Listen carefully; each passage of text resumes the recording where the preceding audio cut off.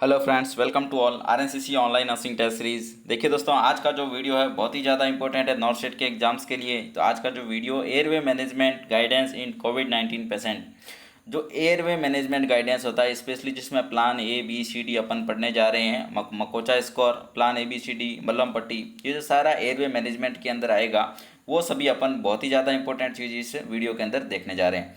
तो देखते हैं दोस्तों, शुरुआत करते हैं इसका। सबसे पहले शुरुआत करेंगे अपन कि आप एयरवे मैनेजमेंट जब करने जा रहे हैं तो सबसे पहले अपने पास में क्या होना चाहिए। जब एयरवे मैनेजमेंट चाहे आप कोविड-19 का करने जा रहे हैं या और किसी कंडीशंस में जब आप एयरवे मैनेजमेंट करने जा रहे हैं तो आपके पास में एक इंटूबेशन ट्रे या इंटूबेशन ट्रॉली आपके पास में होना चाहिए। तो अब इस इंटूबेशन ट्रॉली या ट्रे के अंदर क्या क्या चीज़ें होनी चाहिए वो देखते हैं अपन। कोविड-19 का केस है तो सबसे ज़्यादा इंपॉर्टेंट क्या चीज़ें रहेगी। देखिए, कोविड-19 के केस के अंदर इंटूबेशन ट्रे के अंदर क्या क्या ज़्यादा इंपॉर्टेंट चीज़ें आपके पास में होनी चाहिए। तो कोविड ट्रेकिल इंटूबेशन किट के अंदर आपके पास में सबसे पहले अपन क्या है, वीडियो लैरिंगोस्कोप होना चाहिए। स्पेशली अगर आपके पास में वीडियो लैरिंगोस्कोप नहीं है तो रूटीन लैरिंगोस्कोप भी यूज में लिया जा सकता है, कोई दिक्कत नहीं है। लेकिन वीडियो लैरिंगोस्कोप क्या करेगा, आपको इन्फेक्शन से प्रिवेंट करेगा। तो देखते हैं, सबसे पहले वीडियो लैरिंगोस्कोप यहाँ पे होना चाहिए। और क्या क्या चीज़ें होनी चाहिए दोस्तों, और आपका देखिए वीडियो लैरिंगोस्कोप एक हो गया। उसके बाद में आपका सुप्राग्लोटिक एयरवे, मतलब क्या है, अगर अपन plan A B C D के अकॉर्डिंग चलें तो आपको सबसे पहले वीडियो लैरिंगोस्कोप, दूसरा सुप्राग्लोटिक एयरवे, क्योंकि जो पहला रहेगा वो इंटूबेशन का रहेगा। अगर आपका इंटूबेशन सक्सेस है तो आपको क्या है, वीडियो लैरिंगोस्कोप चाहेगा। अगर आपका इंटूबेशन सक्सेस नहीं हुआ तो क्या है, नेक्स्ट जो प्लान बी है उसके अंदर अपन क्या डालते हैं, सुप्राग्लोटिक एयरवे। तो सुप्राग्लोटिक एयरवे यहाँ पे होना चाहिए। नेक्स्ट बात करते हैं प्लान सी, उसके लिए बैग एंड मास्क वेंटिलेशन है वो यहाँ पे होना चाहिए, जिसमें ब्रीथिंग सर्किट होता है उसमें आपको बैग एंड मास्क वेंटिलेशन। और क्या क्या चीज़ें हैं, और उसके बाद में है आपका प्लान डी। प्लान डी के अंदर देखिए आपको फोना किट, मतलब front of neck access kit भी आपके पास में होना चाहिए। इसके अंदर एक स्काल्पल, एक बूजी और एंडोट्रेकियल ट्यूब जिसके अंदर अपन इंसर्ट करते हैं। उसके बाद में आपके पास में क्लोज सक्शन डिवाइस होना चाहिए, जो क्लोज सक्शन डिवाइस जिसमें एरोसॉल बहुत कम जनरेट होता है, तो क्लोज सक्शन डिवाइस आपके पास में होना चाहिए। ओरोफेरिंजियल एयरवे आपके पास में होना चाहिए, नेजोफेरिंजियल एयरवे आपके पास में होना चाहिए, और स्टिलेट आपके पास में होना चाहिए। और हेपा फिल्टर जब आप क्या करोगे, वेंटिलेटर से कनेक्ट करोगे तो आपके पास में हेपा फिल्टर भी होना चाहिए। नेक्स्ट अपन बात करते हैं कि किस तरीके से आप ये चीज़ें कर, जैसे आपके पास में आया पेशेंट आया, जैसे ही अपने पास में इंटूबेशन के लिए पेशेंट है या फिर डिफ़िकल्ट एयरवे का जब पेशेंट आता है तो आप क्या है, मकोचा स्कोर से ये पता लगाएंगे कि इस पेशेंट, जो पेशेंट आपके पास में आया है वो क्या है, उसका इंटूबेशन डिफ़िकल्ट होने वाला है या नहीं होने वाला है। तो मकोचा स्कोर मैंने आप लोगों को बता दिया था कि मकोचा स्कोर के अंदर जो टोटल स्कोर जो रहता है वो कितना रहता है दोस्तों, टोटल स्कोर रहता है 12। यहाँ पे अगर अपन बात करें क्या होता है मकोचा, मकोचा देखो एक क्या है, एक तरह का मेनोमिक्स बनाया गया है। एम फॉर मल्लम पट्टी क्लास 3rd एंड 4th। बात करते हैं मल्लम पट्टी क्या होता है, तो मल्लम पट्टी आप ये नेक्स्ट स्लाइड के अंदर देख रहे हैं। देखिए क्लास 1st, 2nd और 3rd एंड 4th मल्लम पट्टी में आपको पहले भी बता चुका हूँ। यहाँ देखिए मल्लम पट्टी का जो आरएनसीसी की जो यूट्यूब चैनल उस पर एक वीडियो पड़ा है, आप आराम से देख सकते हैं कि मल्लम पट्टी स्कोर क्या है और किस तरीके से आपको देखना होता है। तो क्लास 1st रहता है जिसके अंदर क्या है, complete visualisation of soft palate, सारी चीज़ें दिखती हैं, कोई डिफिकल्टी नहीं रहती है इंटूबेशन के अंदर। नेक्स्ट बात करते हैं क्लास 2nd के अंदर, जिसके अंदर कंप्लीट विजुअलाइजेशन ऑफ दी ऊला दिखता है, लेकिन स्लाइड क्या है, पूरी तरीके से जो पीछे के पिलर्स वगैरह होते हैं वो नहीं दिखते हैं। तो क्लास 2nd भी क्या है, इजीली इंटूबेट कर सकते हैं, कोई दिक्कत नहीं। लेकिन क्लास 3rd एंड जो 4th रहता है जिसके अंदर आपको क्या है, जिसके अंदर सिर्फ बेस ऑफ ऊला दिखता है और दूसरा जिसके अंदर सॉफ्ट पैलेट भी नहीं दिखता। तो ऐसी जो 3rd एंड 4th की जो कंडीशन रहती है उसके अंदर पेशेंट क्या रहता है, डिफिकल्ट इंटूबेशन रहता है पेशेंट का।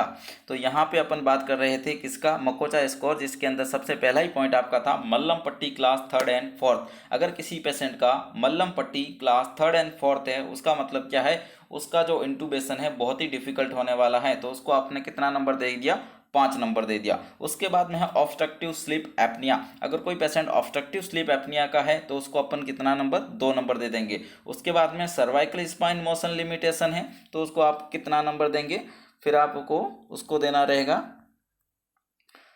1 नंबर। उसके बाद में mouth opening less than 3 centimetre है तो भी आपको कितना क्या रहेगा, 1 नंबर देना रहेगा। उसके बाद में कोमा, कोमा में पेशेंट है तो भी क्या है, आपको 1 नंबर देना रहेगा।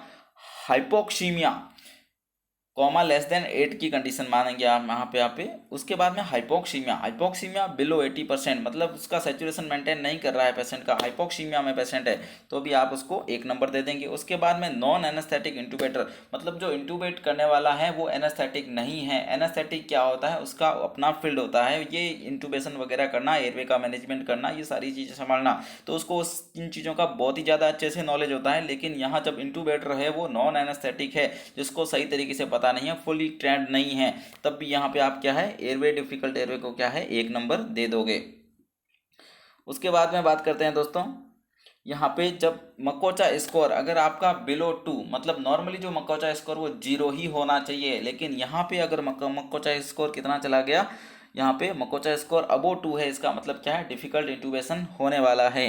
तो इसके लिए आपको क्या करना रहेगा, कॉल सीनियर एनेस्थीसियोलॉजिस्ट, एक सीनियर एनेस्थीसियोलॉजिस्ट को क्या है कॉल कर देना है और हेल्प के लिए प्रिपेयर रखना है डिफिकल्ट एयरवे को। अब बात करने जा रहे हैं दोस्तों कि क्या गाइडलाइन है कोविड-19 की इस डिफ़िकल्ट इंटूबेशन को सही तरीके से मैनेज करने के लिए। तो गाइडलाइन देखते हैं अपन क्या होती हैं। Tracheal intubation of critically ill adult adapted for COVID, एक कोविड-19 का पेशेंट है, उसको आप इंटूबेट करने के लिए क्या गाइडलाइन है आपके पास में। तो सबसे पहले देखिए क्या करना है, देखते हो पर्सनल एंड पीपी, मतलब क्या है, जो इंटूबेट करने जा रहे हैं, जो टीम है एयरवे मैनेजमेंट की, वो क्या है फुल्ली पीपी के अंदर होनी चाहिए। मतलब उनका जो पीपी है वो सही तरीके से होना चाहिए, कई तरीके से कोई ब्रीच नहीं होना चाहिए, क्योंकि वो क्या है बहुत ही highly infected area, highly aerosol generated area के अंदर काम करने जा रहे हैं, तो इसलिए उनका पीपी पूरी तरीके से फिट रहना चाहिए। नेक्स्ट बात करेंगे, यहाँ पे जब आपका पेशेंट आपके पास में आया है, पेशेंट को क्या है ब्रीदिंग डिफ़िकल्टी है और क्या है सही तरीके से मेंटेन नहीं हो रहा है, तो आपको क्या करना है, तो सबसे पहले पेशेंट को प्री ऑक्सीजनेट करना है। प्री ऑक्सीजनेट करने के लिए आपको क्या क्या चीज़ें रहेगी, और प्री ऑक्सीजनेट के साथ साथ के अंदर आपको क्या pre oxygenate and checklist का मतलब है कि आपको सारा कुछ चेक कर लेना है कि पेशेंट प्री ऑक्सीजनेट करने के लिए हेडअप का पोजीशन है। आप जब इंटूबेट करने जा रहे हैं, पेशेंट को ऑक्सीजनेट करने जा रहे हैं, तो पेशेंट की जो पोजीशन है वो क्या है, हेडअप की स्लाइटली हेडअप करना है, पूरा हेडअप नहीं, स्लाइटली हेडअप, जिससे क्या है कि इंटूबेशन में थोड़ा सा क्या रहेगा, इंटूबेशन के अंदर आपको थोड़ा इजी रहेगा। उसके बाद में assess airway and identify cricoid membrane, patient का एयरवे असेस करना है कि कैसा है, डिफ़िकल्ट है या फिर किस तरीके का है। और क्रिकोइड मेम्ब्रेन है जो अपन क्या करेंगे, अगर प्लान डी अगर अपने को प्लान करना पड़ गया, तो उसका जो क्रिकोइड मेम्ब्रेन वो सही तरीके से फील हो रहा है नहीं हो रहा है, ये सारा देखना रहेगा। उसके बाद में वेव फॉर्म कैप्नोग्राफ, आपके मॉनिटर्स के अंदर आपको ये देखना है कि जो कैप्नोग्राफ है उसका वेव फॉर्म सही तरीके से होना चाहिए कि नहीं होना चाहिए, क्योंकि आप क्या करेंगे, जो मॉनिटर्स रहेगा यहाँ पे जब मॉनिटर्स के अंदर जब क्या देखेंगे, CO2 देखेंगे, तो उसके लिए कैप्नोग्राफ, मतलब जब अपन वैसे अपन जब एंडोट्रेकियल इंटूबेशन के बाद में जो चेक करते हैं वो क्या होता है आपका स्टेथ लगा के अपन चेक करते हैं, लेकिन यहाँ पे क्या रहेगा, कैप्नोग्राफी से अपन कंफर्म करेंगे, क्योंकि जब पीपी पहन लेते हैं तो फिर जो स्टेथ होता है उससे आप इसका हियरिंग नहीं कर पाते हैं, है ना, तो ब्रीथ साउंड आप नहीं सुन पाते हैं। बायलेटरल जो चेस्ट होता है ऑस्कल्टेशन करना होता है आफ्टर इंटूबेशन, तो इस कंडीशन में आप यहाँ पे नहीं कर पाएंगे। तो नहीं कर पाएंगे तो आपको क्या है, कैप्नोग्राफी से कंफर्म करना पड़ेगा। किससे कंफर्म करना पड़ेगा दोस्तों, कैप्नोग्राफी, कैप्नोग्राफ रहेगा वो आपके उसमें दिखाई देगा मॉनिटर्स में, और उसमें आपको कंफर्म हो जाएगी कि हाँ क्या है, इंटूबेट सही तरीके से हो चुका है। उसके बाद में अब अपन बात करते हैं प्लान ए। प्लान ए मतलब आपने प्री ऑक्सीजनेट एंड चेकलिस्ट पूरा कर लिया है कि हाँ चीज़ें अपने पास में हैं, अपन सारी चीज़ें मैनेज कर सकते हैं। सबसे पहले बात करते हैं प्लान ए। प्लान ए के बारे में, प्लान ए में क्या रहेगा, ट्रेकियल इंटूबेशन। प्लान ए में क्या रहेगा दोस्तों, ट्रेकियल इंटूबेशन रहेगा। और ये ट्रेकियल इंटूबेशन में आपको किस तरीके से, ट्रेकियल इंटूबेशन में आपको सबसे पहले जो ऑक्सीजन का फ्लो, सबसे पहले आपको क्या कर देना है, ऑक्सीजन फ्लो पे रखना है। जैसे बैग एंड मास्क लेके आप सबसे पहले प्री ऑक्सीजनेट करते हैं, उस समय जो आपका फ्लो रहना चाहिए वो क्या है, बिलो 6 लीटर पर मिनट के हिसाब से रहना चाहिए। मेंटेन ऑक्सीजनेशन में use low flow, low pressure, 2% mask ventilation. जब क्या है, बैग एंड मास्क वेंटिलेशन जब प्री ऑक्सीजनेट करते हैं उस समय जब करते हैं उसमें आपको 2% मतलब 1% जो रहेगा क्या करेगा, आपका ऑक्सीजनेट करेगा। और दूसरा क्या है, बैग मास्क, मतलब बैग मास्क में 2% का इंक्लूडेड होना चाहिए, ठीक है। उसके बाद में full neuromuscular block, neuromuscular block के लिए आप क्या एजेंट यूज में ले सकते हैं, सक्सिनाइलकोलिन जो आपकी ड्रग होती है, वैक्यूरोनियम जो होती है, ये क्या है, स्केलेटल मसल क्या है, स्केलेटल मसल को रिलैक्सेंट है, स्केलेटल मसल रिलैक्सेंट होते हैं, सक्सिनाइल कोलिन हो गया, वैक्यूटोनियम ब्रोमाइड हो गया, तो ये चीज़ें आपको यहाँ पे यूज करनी है। उसके बाद में वीडियो लैरिंगोस्कोप यहाँ पे यूज कर सकते हैं बुजी और स्टिलेट के साथ। जो बुजी और स्टिलेट डिफिकल्ट इंटूबेशन में काम में आते हैं वो यहाँ पे आपको साथ में यूज में करना है, क्योंकि उससे क्या हो गया, इंटूबेशन है वो क्या हो जाएगा, इजी हो जाएगा। उसके बाद में एक्सटर्नल लैरिंजियल मैनिपुलेशन मतलब क्या है, जो जो यहाँ पे क्रिकोइड मेम्ब्रेन या क्रिकोइड जो थायराइड या क्रिकोइड जो कार्टिलेज होती है वहाँ पे आपको क्या है मैनिपुलेट यानी कि प्रेस करना होता है, जिससे क्या होता है वोकल कॉर्ड एक तरह से क्या हो, एक तरीके से स्ट्रेस हो जाए और आप आराम से क्या कर सकते हैं ईटी को सही तरीके से डाल सकें। तो ये होता है आपका एक्सटर्नल लैरिंजियल मैनिपुलेशन। अब क्या हुआ, इंटूबेट करने जा रहे थे लेकिन क्या हुआ, इंटूबेशन हुआ नहीं। तो नहीं हुआ तो मतलब फेल हो गया। जब इंटूबेशन फेल हो जाता है तो आपको क्या करना है, नेक्स्ट प्लान बी काम में लेना है।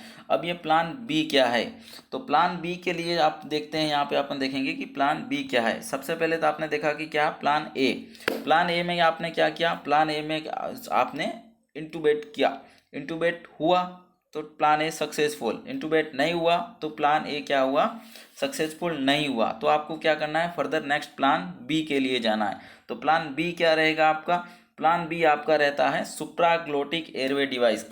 तो सुप्राग्लोटिक एयरवे डिवाइस के अंदर आप क्या क्या चीज़ें काम में ले सकते हैं, सुप्राग्लोटिक एयरवे डिवाइस के अंदर आप आईजेल काम में सकते हैं, एलएमए काम में ले सकते हैं। ये क्या जो सेकेंड जनरेशन जो डिवाइस है एयरवे के, जो second generation airway device eye gel है, एलएम है, लेंस और ये सारी ट्यूब्स हैं जैसे कॉम्बी ट्यूब्स वगैरह, ये सारी आप क्या कर सकते हैं यहाँ पे यूज कर सकते हैं।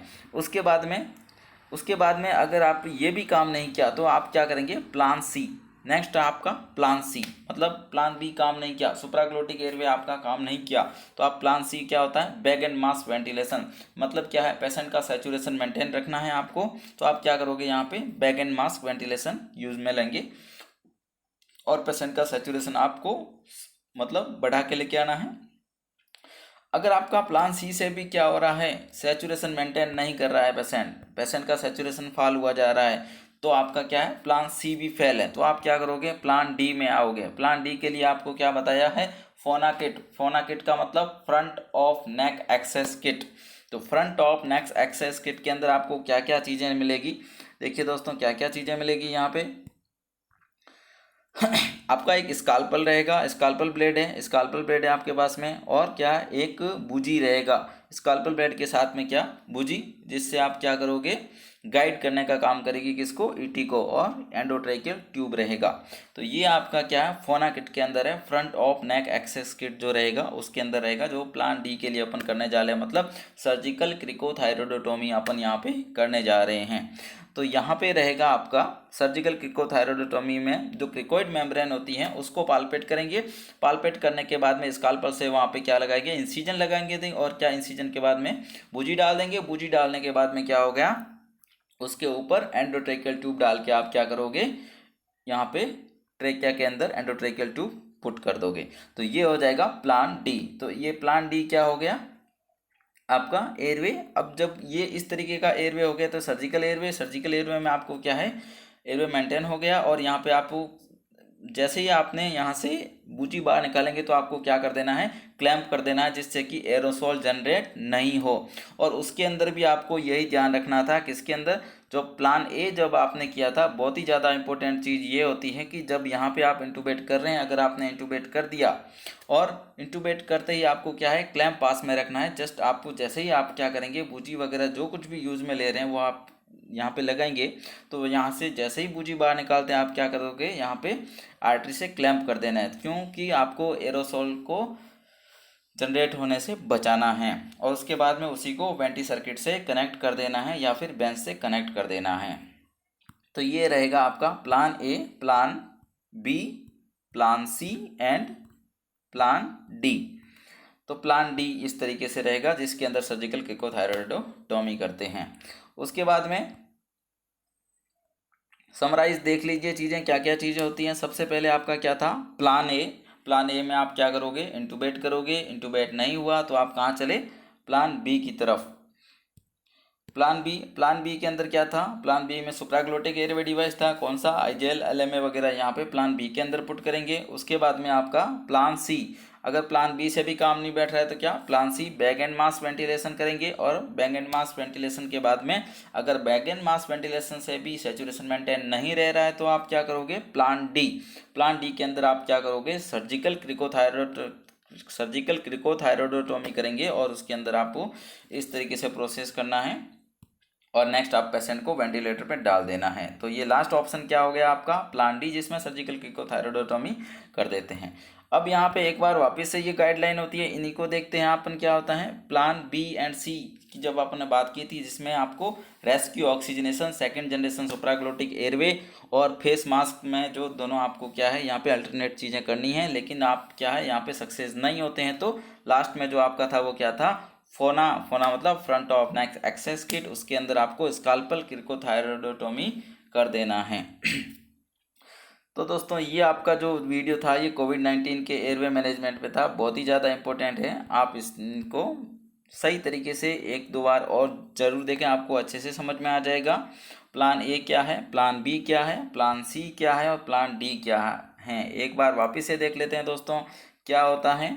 सबसे पहले बात करते हैं प्लान ए की, जिसके अंदर जैसे आपके पास में पेशेंट आया है, आप इंटूबेट करने जा रहे हैं और इंटूबेट आपसे हुआ नहीं, आपके पास में क्या है, मकोचा स्कोर था वो मतलब अबोव 2 था, और क्या जो दूसरी बात करें जो मल्लम पट्टी स्कोर था वो भी क्या था, उसमें भी 3rd एंड 4th क्लासिफिकेशन था। इस वजह से क्या है आप इंटूबेट नहीं कर पाए तो आप क्या करोगे, प्लान बी यूज में लेंगे। प्लान बी क्या होता है दोस्तों, देखिए प्लान बी की बात करें, प्लान बी में आप सुप्राग्लोटिक एयरवे में क्या डाल सकते हैं, एलएमए डाल सकते हैं, आईजेल डाल सकते हैं, ये सारी चीज़ें यहाँ पे डाल सकते हैं। उसके बाद में यहाँ पे प्लान सी में बैग एंड मास वेंटिलेशन, मतलब एलएमए फेल हो गया, आईजेल फेल हो गया, क्या करेंगे, प्लान सी में क्या, बैग एंड मास वेंटिलेशन करना है जिससे आपका सैचुरेशन सही आ जाए। अगर यहाँ से ये भी नहीं आ रहा है, सैचुरेशन भी सही नहीं आ रहा है, इसके अंदर बहुत ही ज़्यादा एक इम्पोर्टेंट चीज़ है, देखिए दोस्तों क्या है वो ये है वी एंड ई ग्रिप। ये देखिए दोस्तों वी एंड ई ग्रिप, यहाँ पे जो वी ग्रिप बनता है और वी ग्रिप के बाद में नीचे की ओर ई ग्रिप बनता है, ये बहुत ही ज़्यादा इंपॉर्टेंट है। क्वेश्चन पूछा जाता है एग्जाम्स के अंदर कि वी एंड ई ग्रिप क्या है और ये कहाँ यूज में लिया जाता है। तो वी एंड ई ग्रिप आप जब बैक एंड मास वेंटिलेशन करते हैं उस समय आपको यूज में लिया जाना होता है। तो ये चीज़ें आपको यहाँ पे अच्छे से देखनी है। तो plan C bag and mask ventilation, और प्लान डी की बात करें तो प्लान डी आपका क्या था दोस्तों, क्रिकोथायरॉयडोटोमी। तो सर्जिकल क्रिकोथायरॉयडोटोमी, और उसके अंदर आप क्या करेंगे, इस तरीके से सर्जिकल क्रिकोथायरॉयडोटोमी किया जाता है और डेफिनेटिव एयरवे आपके पास में हो जाता है। तो इस तरीके से आपका कोविड मैनेजमेंट रहेगा, और कोविड एयरवे का जो मैनेजमेंट है वो इस तरीके से रहेगा। तो नेक्स्ट जो रहेगा आपका इसी तरीके से आरएनसीसी जो है आपके लिए नई वीडियो इस तरीके से बहुत ही ज़्यादा एडवांसमेंट में, जो कि आपके एग्जाम्स के लिए बहुत ही ज़्यादा इंपॉर्टेंट हो सकते हैं, वो लेके आता रहेगा। थैंक यू दोस्तों, आप मेरे चैनल को लाइक कीजिए, शेयर कीजिए, सब्सक्राइब कीजिए चैनल को, और बने रहिए आरएनसीसी के साथ और अपना